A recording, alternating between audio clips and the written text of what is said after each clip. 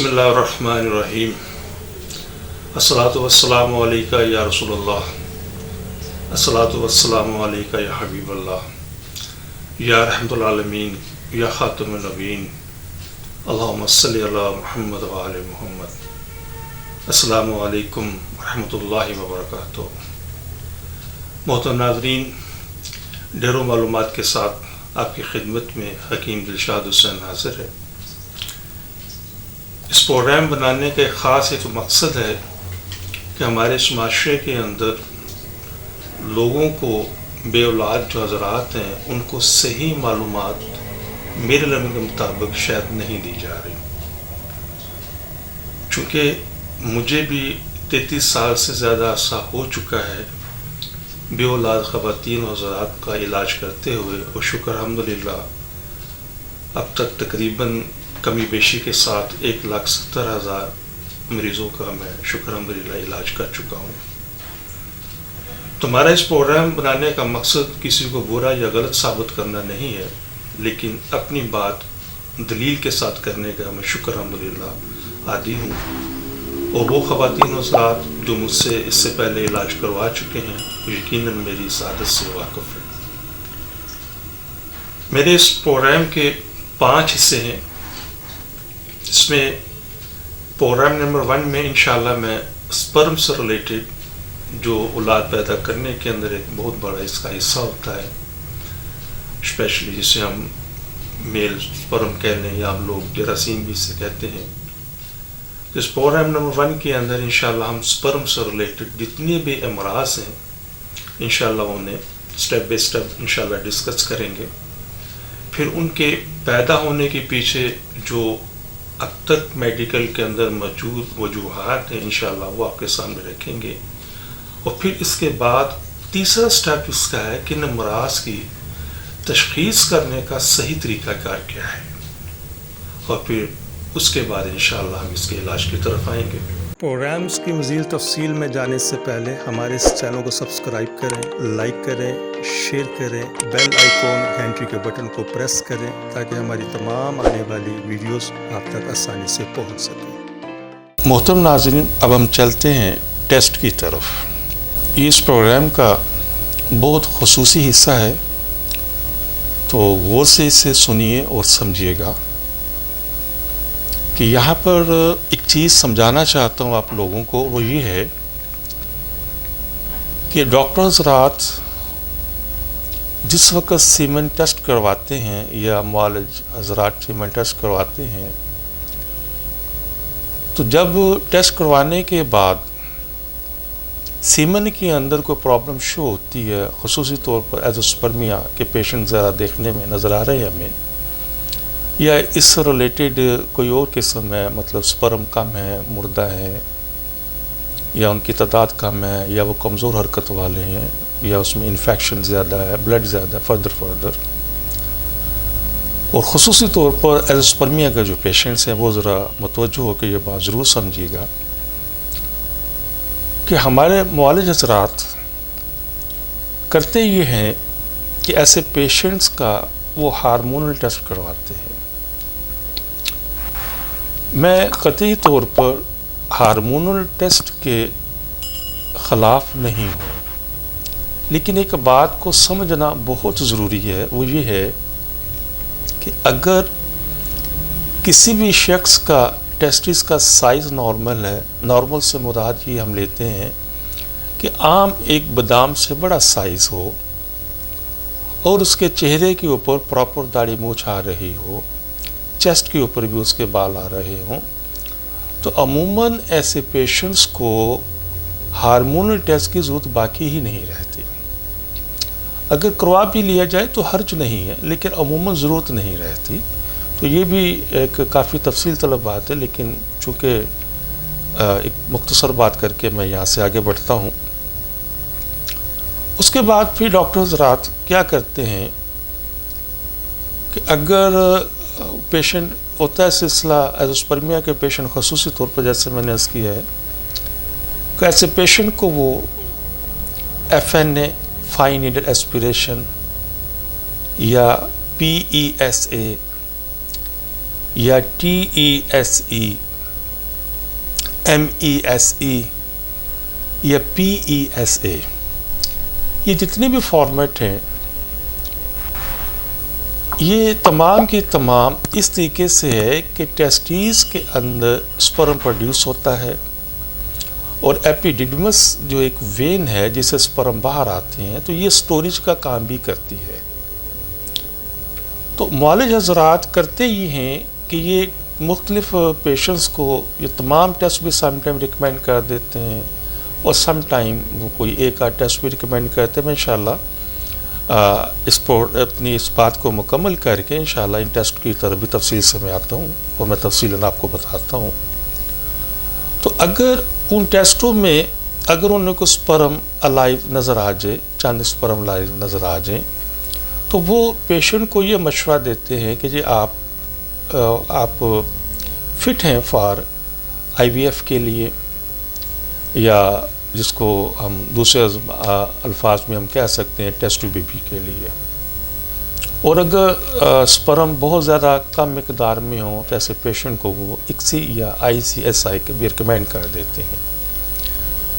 मेरा ये प्रोग्राम बनाने का एक मकसद है, वो ये है कि मैं अपने तमाम पेशेंट्स को जो स्पेशली एज़ोस्पर्मिया से रिलेटेड हैं और दूसरे जो पेशेंट्स हैं जिनके स्पर्म कम हैं या मुर्दा हैं या कमज़ोर हरकत वाले हैं, तो एक गुजारिश मैं करना चाहता हूँ, चीज़ समझाना चाहता हूँ।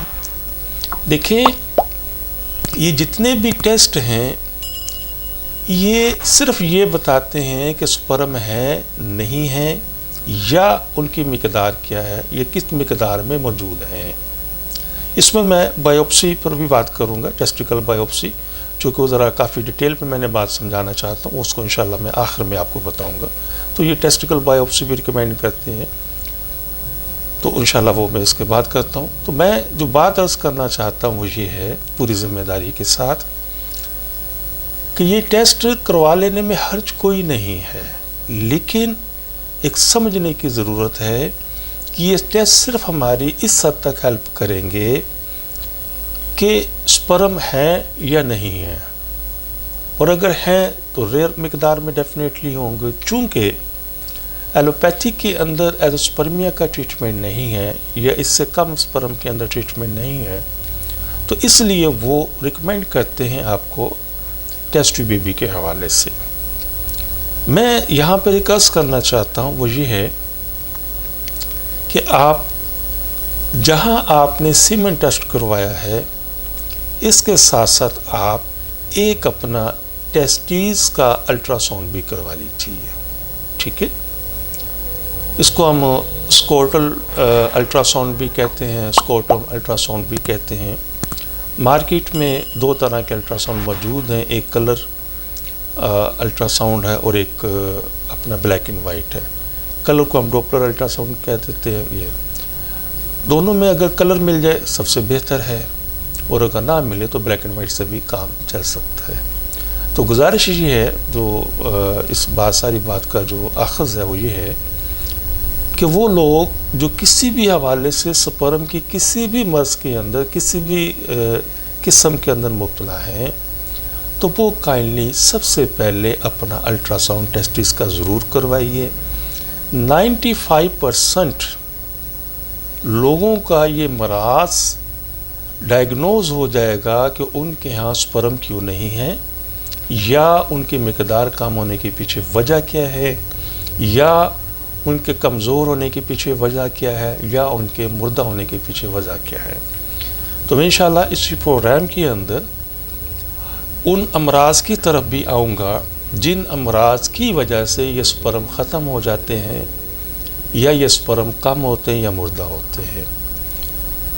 और दूसरी मैं यहाँ पर एक और गुजारिश आपसे करता चलूँ, जैसे मैंने पहले भी अपने इसी प्रोग्राम की हिस्से में गुजारिश की है, दोबारा अर्ज़ करता हूँ कि मेरा मकसद इस प्रोग्राम बनाने का किसी के ऊपर कोई इल्ज़ाम तराशी नहीं करना, सिर्फ अपनी बात को दलील से करना है कि हमारी टीम में, और मैं भी तकरीबन 33 साल से ज़्यादा अर्सा हो चुका है इनफर्टिलिटी केसेस को डील कर रहा हूँ, स्पेशली एज़ोस्पर्मिया को। तो देखिए, एक चीज़ को समझने की ज़रूरत है, वो ये है कि बग़ैर किसी वजह के कोई मर्ज़ पैदा नहीं होता।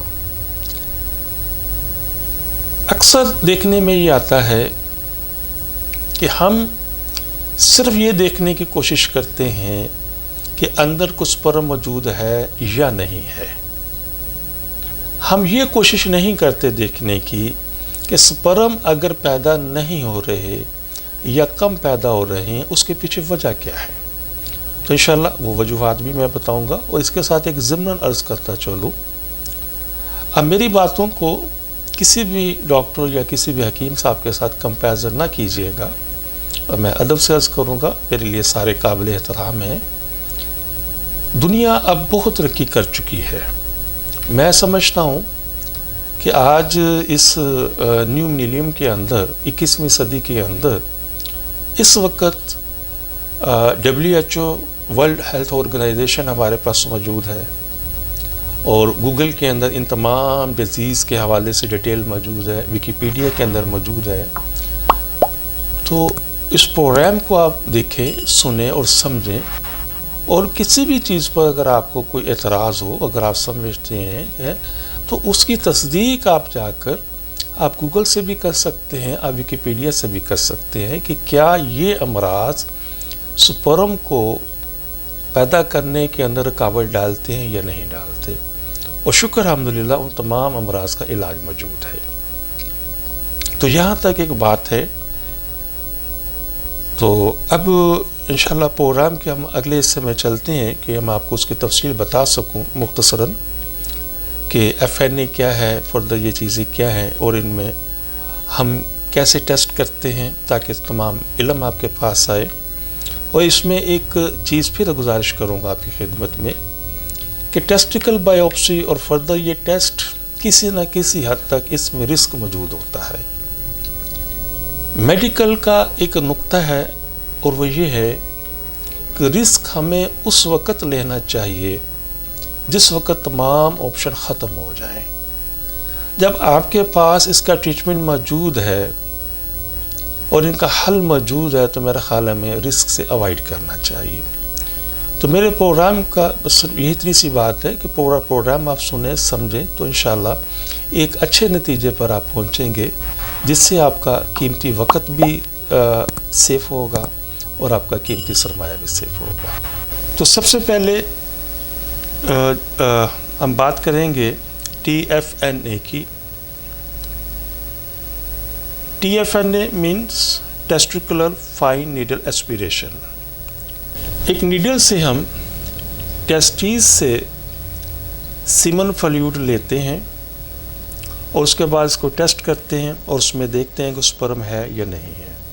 इसको हम इस अंदाज से अगर हम इसको लेते हैं तो इसको हम FNA भी शॉर्ट में कह सकते हैं, TFNA भी कह सकते हैं। इस पिक्चर्स के अंदर आप ज़रा गौर कीजिएगा कि यहाँ पर ये टेस्टिस है मेरी, अगर आपको माउस अगर नज़र आ रहा हो, ये वो हिस्सा है जहाँ पे स्पर्म प्रोड्यूस होते हैं। तो ये वेन है जिसको हम एपिडिडमल कहते हैं, यहाँ पे स्पर्म स्टोर भी होते हैं और ये रास्ता भी है इसके गुजरने का। तो इसके मुख्तलिफ हिस्सों से अगर हम लेते हैं तो इसी हिस्से में से हम इसकी जगह मेडिकल ने की होती है। तो उसमें से जो हम सीमन फ्लूइड लेते हैं उसमें MESA, PESA के हवाले से टेस्ट है, फिर MVSA, PVSA, TISA या TESA या TESE, इसको हम माइक्रो डिस्कशन के हवाले से भी नाम है।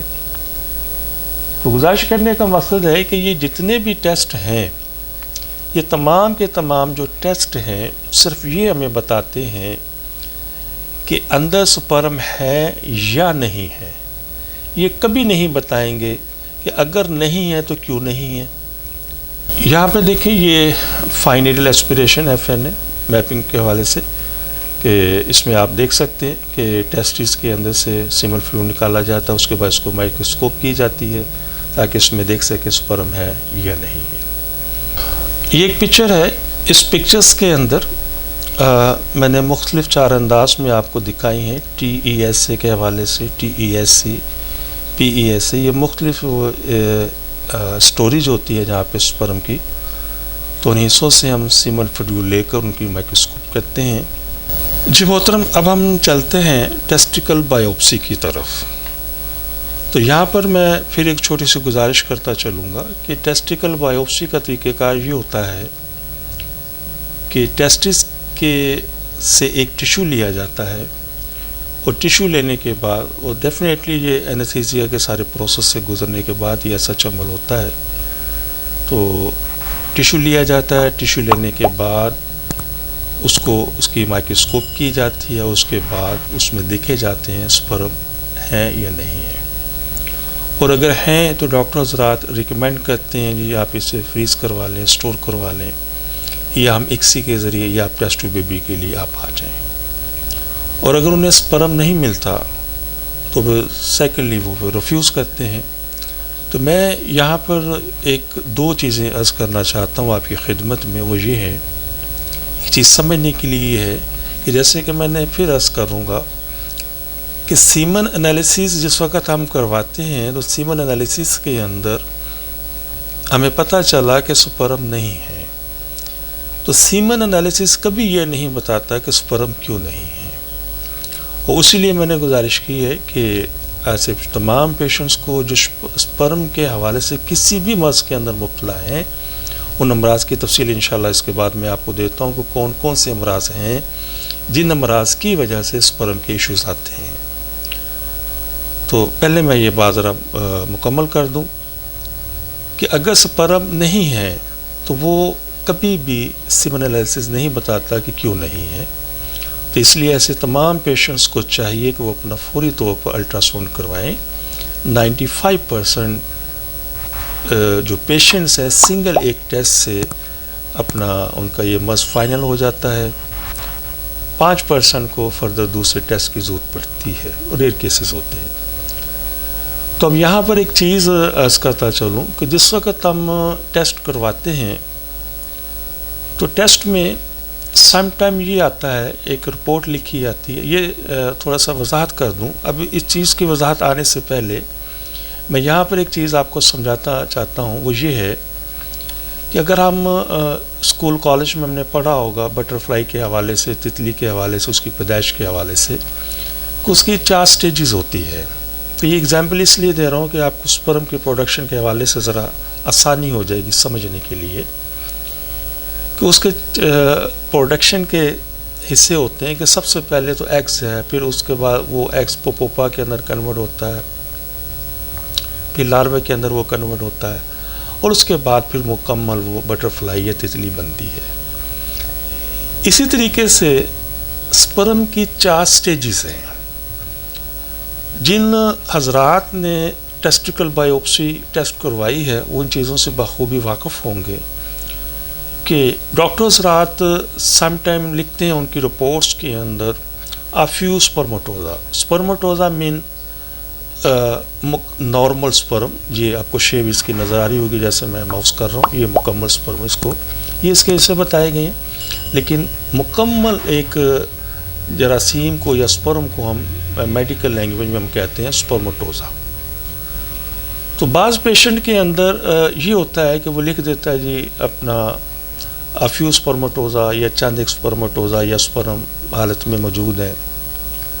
बाज़ केसेस में हमें ये देखने में आता है कि स्पर्मेटोज़ा तो नहीं होते, स्पर्मेटाइट मौजूद होते हैं, या उससे पहले 2 इसकी मैच्योर अनमैच्योर स्पर्मेटोसिल की एक पहली स्टेज है, उसके बाद फिर सेकंड इसकी पुख्ता स्टेज होती है, और जहाँ से ये स्टार्टिंग होती है ये इसकी पहली स्टेज, इसको हम कहते हैं स्पर्मेटोगोनिया। तो ये सारी वजाहत करने का मकसद ये है कि शुक्र अल्हम्दुलिल्लाह हमारी तिब में ऐसी मेडिसिन मौजूद हैं कि अगर किसी पेशेंट को सिर्फ और सिर्फ स्पर्मेटोगोनिया प्रोड्यूस हो रहे हैं और वो अगली स्टेज में कन्वर्ट नहीं हो रहा, तो ऐसी मेडिसिन है कि ये अगली स्टेज में कन्वर्ट हो जाएंगे। ठीक है, उसके बाद अगली स्टेज में, फिर दैन अगली स्टेज में, और फिर ये नॉर्मल स्पर्मेटोज़ा। बाज़ पेशेंट्स के अंदर ये स्पर्मेटोसेल की पहली स्टेज प्रोड्यूस हो रही होती है, या मैच्योर सेकंड स्टेज प्रोड्यूस हो रही होती है, या स्पर्मेटाइट। तो ओवरऑल कहने का सारी बात करने का मकसद ये है कि कतई तौर पर आप परेशान ना हो, हमारी टीम में शुक्र अल्हम्दुलिल्लाह बिल्कुल इन चीज़ों का इलाज मौजूद है और हम इतने अरसे से करते आ रहे हैं। आप बिल्कुल मुतमईन होकर तसल्ली करके हमसे रब्ता कर सकते हैं कि अगर उनकी बायोप्सी की रिपोर्ट के अंदर पहली स्टेज मौजूद है, सेकंड स्टेज मौजूद है या थर्ड स्टेज मौजूद है या फोर्थ एंड फाइनल स्टेज मौजूद है और आगे वो स्पर्मेटोज़ा के अंदर कन्वर्ट नहीं हो रहा, तो इन तमाम अमराज का इलाज मौजूद है। और मैं फिर वापस अपने उस पॉइंट की तरफ आऊँगा कि अगर पहली चीज़ प्रोड्यूस हो रही है, दूसरी प्रोड्यूस नहीं हो रही, तो इट मीन कोई ना कोई अंदर इश्यूज़ हैं। हमें उन इश्यूज़ को देखना होगा कि किस वजह से ऐसे है। इंशाल्लाह ये बात मुकम्मल करके मैं उस इश्यूज़ की तरफ भी आता हूँ। तो कहने का मकसद सिर्फ ये है, इस चीज़ को समझिए कि घर नहीं बैठें, इलाज करना सुन्नत रसूल है सल्लल्लाहु अलैहि वसल्लम, और अल्लाह सुन्नत ने अपने दीन इस्लाम में एक चीज़ वजाहत के साथ फरमा दी है कि मैंने ऐसा कोई मर्ज़ ज़मीन पर नहीं उतारा जिसके साथ मैंने शफा ना उतारी हो। तो हमें पूरा यकीन रखना चाहिए, यकीन एतक़ाद के साथ रखना चाहिए और इनका इलाज करें और इंशाअल्लाह ये सब चीज़ें ट्रीटेबल हैं। तो मैं यकीन रखता हूँ, उम्मीद करता हूँ कि आपको भी मेरी बात समझ आई होगी। अगर किसी जगह कोई मुश्किल हो तो आप मुझे फ़ोन पर ईमेल्स के ज़रिए रब्ता कर सकते हैं। जी मोहतरम नाज़रीन, अब हम अपने प्रोग्राम के अख्ताम की तरफ चलते हैं। यकीनन मैंने कोशिश की है इस मुख्तसर वक्त के अंदर बहुत सारी चीज़ों को ज़ेर बहस ला सकूँ और आप तक अपने इल्म और तजर्बे और एक्सपीरियंस को सामने रख सकूँ, और उम्मीद करता हूँ कि आपने इन तमाम बातों को सुना होगा, समझा होगा, और इस उम्मीद के साथ कि इंशाअल्लाह आप अमल भी करेंगे। मेरा ये प्रोग्राम बनाने का कतई ये कोई मकसद नहीं है कि आप मुझसे ही रब्ता करें। मेरा मकसद सिर्फ इतना सा है कि मैं सही मालूमात आप तक पहुंचा सकूं और आपका कीमती वक़्त और कीमती सरमाया आपका ज़ाया होने से बच सके। तो इसलिए मैं दोबारा रिपीट कर दूं, दो तीन गुजारिशात हैं। एक तो ये है कि मेरे इस प्रोग्राम को सब्सक्राइब आप करें और उन लोगों तक ज़रूर प्रोग्राम ये पहुंचाएं जो किसी भी वजह से औलाद से महरूम है। और इसी प्रोग्राम्स के अंदर वैसे मैंने अर्ज़ किया कि बहुत बड़ा वसी ये एक मज़मून है, ज़िंदगी गुजर जाए हम इसको क्लोज़ नहीं कर सकते, मुकम्मल नहीं कर सकते, लेकिन कोशिश की है मैंने कि चीज़ा जितनी भी चीज़ें हैं कुछ तफसील के साथ मैंने बात की है, कुछ चीज़ों को मैंने मुख्तलिफ डिस्कशन की है। वक़्त का ख्याल रखना होता है, तो बाहर मेरे टेलीफोन नंबर्स मौजूद हैं, ईमेल एड्रेस मौजूद है, आप रब्ता कर सकते हैं मुझसे अगर कोई तशरीह आपके जहन में हो। तो वो लोग जो एपागोनिडिज़म के हवाले से हैं, ये भी मैं वज़ाहत करता चलूँ कि एपागोनिडिज़म मर्दों में भी होता है और एपागोनिडिज़म औरतों में भी होता है। तो इंशाअल्लाह वो जिस वक़्त मैं फ़ीमेल की तरफ आऊँगा उसमें तफसील से बात करूँगा, तो पूरे एतमाद के साथ आप हमसे रब्ता कर सकते हैं। एक मर्ज़ रह गया था जिसको मैंने अभी तक डिस्कशन नहीं की, वो है किनफिल्टर। ये एक ऐसा मर्ज़ है, ये बेसिकली क्रोमोसोम से रिलेटेड है कि नॉर्मली एक मर्द के अंदर एक्स और वाई कपल्स ये जोड़ा प्रोड्यूस होता है, लेकिन ये कुछ जेनेटिक डिजीज़ ऐसा हैं जिसके अंदर सम टाइम सिंगल एक्स और दो वाई प्रोड्यूस हो जाते हैं और बास होतों के अंदर डबल एक्स और वाई प्रोड्यूस हो जाता है। तो ये दोनों रोंग है और ये भी एक काफ़ी तफसील तलब ये सब चीज़ें हैं, तो इस मुख्तसर टाइम के उसके अंदर उसको मैं डिस्कशन नहीं कर सकूँगा। तो ऐसे वो तमाम पेशेंट जो किनफिल्टर के हवाले से प्रॉब्लम में हैं, तो इंशाअल्लाह वो हमसे रब्ता करें। उसकी तमाम चीज़ें तो मैं अर्ज़ करूँगा कि वो विद मेडिकेशन ट्रीटेबल नहीं है, लेकिन उसकी कुछ चीज़ें मेडिकेशन से ट्रीटेबल हैं। तो मैं उम्मीद करता हूँ इंशाअल्लाह आपको मेरा प्रोग्राम पसंद भी आया होगा। सही वक़्त पर सही तशख़ीस आपका बेहतरीन और कीमती वक़्त ज़ाया होने से बचा सकता है, आपका बेहतरीन कीमती सरमाया आपका ज़ाया होने से बच सकता है। तो कोशिश करें जहाँ तक भी मुमकिन हो सके, आप जहाँ भी, अब तो ज़माने तब्दील हो गए, तो इंशाअल्लाह हम अपने इस प्रोग्राम की तवस्सुत से आपकी खिदमत में अर्ज़ करना चाहते हैं कि आप किसी भी मुल्क के अंदर मौजूद हैं, पाकिस्तान में हैं, पाकिस्तान से बाहर किसी भी मुल्क में हैं, हाँ सिवाय अपना इसराइल के रहने वालों लोगों तक हम पार्सल नहीं पहुंचा सकते, ना पहुंचाते हैं। इसके अलावा किसी मुल्क के अंदर आप रहते हैं तो हमारी तमाम जो सर्विसेज हैं वो दुनिया की बेहतर इंटरनेशनल कोरियर सर्विसेज के ज़रिए DHL है, TNT है, FedEx है, तो इन कोरियर सर्विस के ज़रिए हम काम करते हैं। तो आप किसी भी मुल्क में बैठे हैं तो आप हमसे रब्ता कर सकते हैं हमारे टेलीफोन नंबर्स के ऊपर, स्काइप पर, और बज़रिया ईमेल आप रब्ता कर सकते हैं। तो इंशाअल्लाह हम पूरी रहनुमाई आपको करेंगे। वहाँ से पेमेंट भेजने का भी आसान तरीका है। तो नंबर 2, इंशाअल्लाह हम पूरी ज़िम्मेदारी के साथ, हमारा ये अदारा शुक्र अल्हम्दुलिल्लाह यूरोप के अंदर रजिस्टर्ड है, अरब अमारात के अंदर रजिस्टर्ड है। तो इंशाअल्लाह आप अरब अमारात के अंदर हैं, सऊदी अरब में हैं, या अमारात के अंदर आप मौजूद हैं, या यूरोप के अंदर मौजूद हैं, अमेरिका, कनाडा, यानी किसी भी कंट्री में मौजूद हैं, तो हम पूरी ज़िम्मेदारी के साथ वहाँ पर DHL के ज़रिए आपको मेडिसिन पहुँचा सकते हैं, और पहुँचती हैं। बहुत सारे पेशेंट हमारे यहाँ पर मौजूद हैं। तो बस गुजारिश यही है कि अगर 2 चीज़ें हैं समझने के लिए, कि अगर 6 माह का अरसा गुजर चुका है और आपके यहाँ औलाद नहीं हुई, तो कोशिश करें आप सबसे पहले अपना टेस्ट करवाइए, और टेस्ट करवाने के बाद अगर खुदा न खास्ता एज़ोस्पर्मिया है या स्पर्म से रिलेटेड कोई भी आपको इश्यूज़ हैं, तो फ़ौरन आप अल्ट्रासाउंड की तरफ आप जाएं, ताकि आपका कीमती वक्त ज़ाया होने से बच सके। तो बस मुख्तसरन है कि कोशिश की है इंशाअल्लाह मैंने जहाँ तक मुमकिन हो सके वो इसको आप तक सही पहुँचाने की।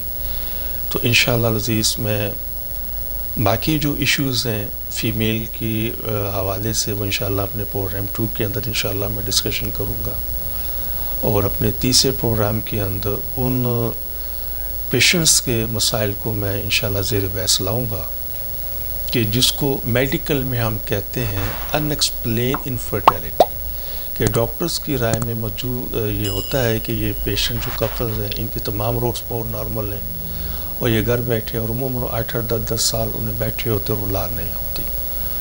और इसी ज़मीन में वो पेशेंट्स जिनके यहाँ एक औलाद के बाद या 2 औलाद के बाद दोबारा बेबी नहीं होता, तो ये 3 तरह के जो केसेस हैं अमूमन अनएक्सप्लेन इनफर्टिलिटी के ज़िम्मे में आते हैं, तो इनको भी इलाज की ज़रूरत होती है। तो इंशाअल्लाह मैं अपने तीसरे प्रोग्राम के अंदर इन चीज़ों को ज़ेर बहस लाऊँगा।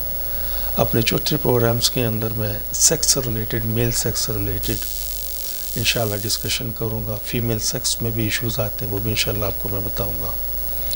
और अपने 5वें प्रोग्राम के अंदर इंशाअल्लाह जिसमें औलाद नरीना के हवाले से इंशाअल्लाह आपको मैं तफसील से बताऊँगा ये क्या चीज़ें हैं। तो इसी के साथ हकीम दिलशाद हुसैन को इजाज़त दीजिए। अपना और अपनों का बहुत ज़्यादा ख्याल रखें, और मैं आपके लिए दुआ गो हूँ, आप मेरे लिए दुआ कीजिएगा। और इन दुआओं के साथ मुझे इजाज़त दीजिए। अल्लाह हाफ़िज़।